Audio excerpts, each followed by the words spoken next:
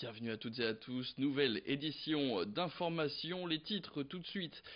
On fera un premier bilan des soldes qui viennent juste de se terminer, on parlera aussi des travaux importants dans le métro à Lille et puis l'installation d'une antenne 5G qui inquiète les habitants de la commune d'Halluin.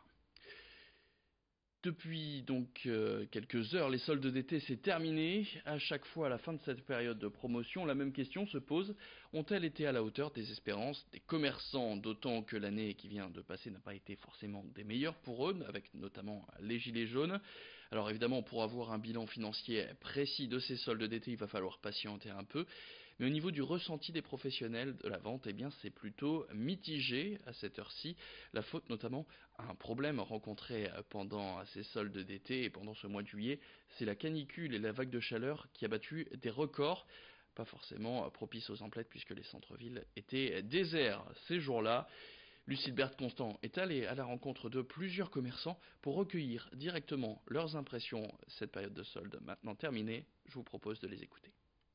Pas terrible malheureusement parce que les lois sont mal faites et en fait tout part à volo, les gens font ce qu'ils veulent, les commerçants font ce qu'ils veulent et donc les soldes, les dates fermes sont effectivement là mais malheureusement d'autres soldes se font bien avant, les soldes déguisés, ce qui fait que nous en tant qu'indépendants on se retrouve avec peu de fréquentation puisque tout le monde a fait ses achats ultérieurement, avant la date prévue des soldes.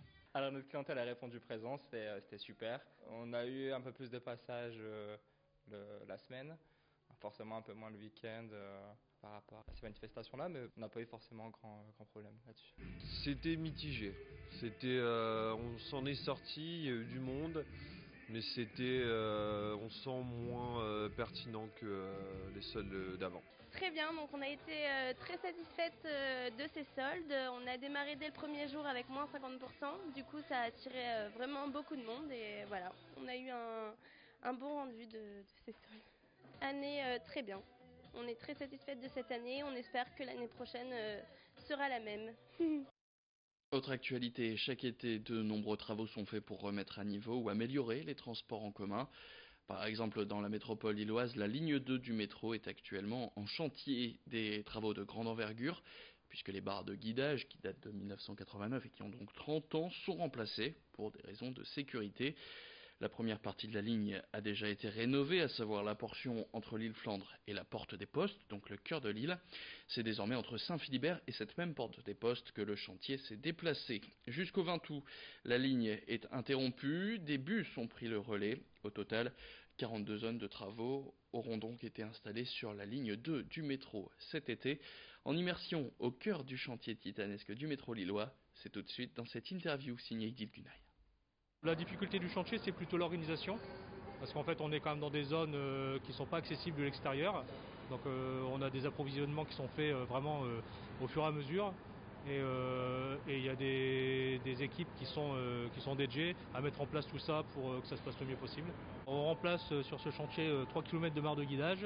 Alors on a des équipes qui travaillent en 3-8 pour minimiser au maximum l'interruption de trafic.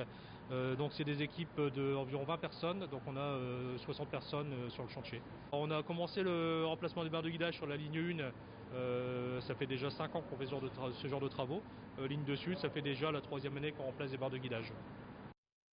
Autre actualité, la 5G qui arrive bientôt en France mais qui ne fait pas que des heureux. La preuve, à Halluin, un collectif s'est créé fin avril pour protester contre l'implantation d'une antenne téléphonique Orange pour développer donc ce fameux réseau 5G qui est aujourd'hui en test sur l'île comme dans d'autres grandes villes en France. Dans ce collectif, on retrouve des habitants proches de la future antenne.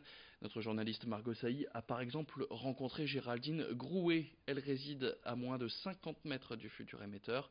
D'autant que 8 autres antennes téléphoniques sont déjà implantées sur la commune d'Halluin. Un référé a été rendu le 10 juillet dernier, légalisant l'implantation. Le collectif a depuis sollicité plusieurs personnes du côté d'Orange ou au niveau des politiques, que ce soit leurs députés ou leurs sénatrices. Seule cette dernière leur a donné une réponse. Les habitants du chemin du Péruvelt sont donc encore dans le flou. Géraldine Grouet, écoutez-la, c'est dans cette interview réalisée par Margot Sailly. Alors le référé a eu lieu le 10 juillet 2019. Le juge considère que le dossier d'urbanisme est légal. Donc Orange pourra implanter son antenne à la fin de l'été, début de la rentrée. Alors on s'inquiète surtout pour les ondes électromagnétiques qui seront diffusées 24 heures sur 24, donc pour l'impact sanitaire, et aussi pour notre aspect environnemental, puisqu'on est situé dans une zone agricole paysagère, vue sur le chemin, vue sur le mont d'Allure. Allez, on continue maintenant notre série de l'été. Tous les mercredis, on va vous proposer de découvrir les livres incontournables pour cet été, que ce soit pour les vacances, la plage ou tout simplement pour se détendre. Une nouvelle sélection signée Hélène Woodhouse de la Chouette Librairie. J'ai envie de vous proposer un roman d'espionnage, Unité 8200, écrit par Dov Alphon, publié chez Liana Levy. Un roman d'espionnage qui, pour une fois, ne sera pas réservé aux hommes. Ça, c'est très chouette, parce que c'est une femme, le personnage principal. C'est elle qui va enquêter depuis Israël sur une enquête qui prend ses racines à Charles de Gaulle et qui va se dérouler pour partie à Paris, pour partie en Israël quand même, et puis ça va nous balader jusqu'en Chine. C'est très haletant. En fait, ça commence par un jeune homme qui se fait assassiner à Charles de Gaulle, et assez vite, on va se rendre compte que ce n'est pas la bonne personne, ce qui va mettre en péril toute l'action et tout ce qui était supposé arriver. Voilà, une enquête super, assez politique et en même temps beaucoup plus légère que d'habitude, avec un ton vraiment mordant, ironique et une femme forte, comme on les aime.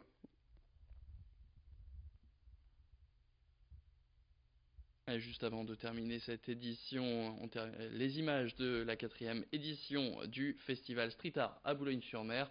Cette année encore, plusieurs murs de la cité portuaire vont être recouverts d'œuvres d'art géantes sur les thèmes du vivre ensemble ou de la famille par exemple. En ce moment, le français Mantra travaille sur la plus grande fresque de ce festival. Située rue Georges Méliès, elle mesure 50 mètres sur 15. On y voit un personnage lisant un livre avec des papillons qui commencent à prendre forme autour. Et si la météo le permet, cette œuvre sera terminée dès ce week-end. Les autres œuvres seront, elles, à découvrir dans les prochains jours. C'est la fin de cette édition. Merci à toutes et à tous de l'avoir suivi. Tout de suite, vous retrouvez vos prévisions météo.